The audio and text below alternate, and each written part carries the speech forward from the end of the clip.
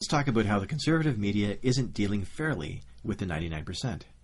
Much of the commentary has gotten so out there, the same people who were okay with Tea Partiers showing up to rallies with guns now say that they fear Wall Street protesters because they might be armed with a bong and bongo drums. The Tea Party is the 99%. The Tea Party should be marching on Wall Street too, and to be fair, some of them are, because they're the ones who remember that they were against big bank bailouts without repercussions. Both groups understood that people aren't merely consumers, they're citizens, and that should be respected. Things are upside down and inside out, and part of the reason is that much of the media isn't doing its job. Over and over, I hear shouting heads say they don't understand the message of Occupy Wall Street. I say bullshit. Those same media morons work in a banana republic where wealth inequity is egregious, the American dream is dead, and class mobility is laid out on a slab beside it with a tag on its toe. Media mouthpieces are certainly being disingenuous when they say they don't get the message. The big banks wrecked the world economy, and no one went to jail. We all get that. There's nothing to stop the big bank's casino game from crashing the world economy again. We understand that. There is a class war, but it's coming at the poor, not from the poor.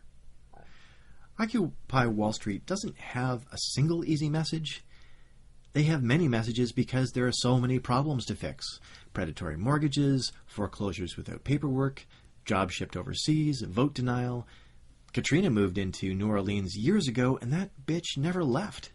The infrastructure is so decayed, Detroit is still Detroit. I went through downtown Buffalo last week, and I thought I'd wandered onto the set of Life After People. If so much damage hadn't already been done, if so many costly wars weren't being waged, if the rich gave a damn about their fellow man, we could get by with one message. What luxury that would be, but one message isn't going to cut it.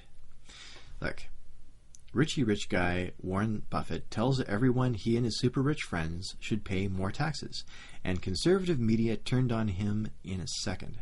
On a dime, they called him a socialist, as if that's a bad thing. As if the firefighters you love, the clean water that allows you to live, the power you use, and the police who protect you don't spring out of socialism and taxes. Listen, conservative media, you want one clear message? You don't investigate or elucidate anything. You talk about God and country, but you don't serve anyone because your interest is in agendas instead of the truth. Did you get that message? No? Still not clear enough? How about this? You're a bunch of idiot stenographers parroting political talking points instead of fulfilling your role as journalists. And you feel no shame. So let's talk to your corporatist overlords for just a second. To the 1%. You've had it great, but who will build your products and buy your shit if the rest of us remain the 99%? Dude, I'm not high, but I think you might be. Henry Ford understood that he had to pay his workers enough so they could afford to buy his cars. Warren Buffett understands banana republic inequity. Let's see, what famous privileged people didn't understand or care about inequity? Oh, Marie Antoinette comes to mind. Well, let us eat cake. Speaking for Zeus and country, this is Robert Chazz Chute. Adapt accordingly, my people.